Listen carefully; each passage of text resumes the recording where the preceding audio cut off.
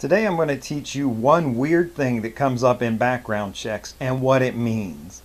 Is where the person has been charged or cited, ticketed for jaywalking 5 or 6 times in one day. And this is just a really weird thing.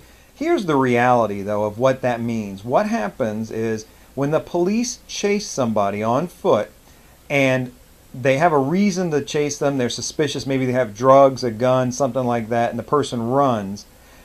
When the person gets caught, if they've had a chance to ditch whatever it is the police were looking for, the police get to the end of the chase, and what are they going to do? What are they going to charge this guy with? Well, they've got no possession, no concealed weapon, nothing like that. So what they'll do is they'll write him a jaywalking ticket for every time he ran across the street when he was fleeing from them and he was outside the crosswalks.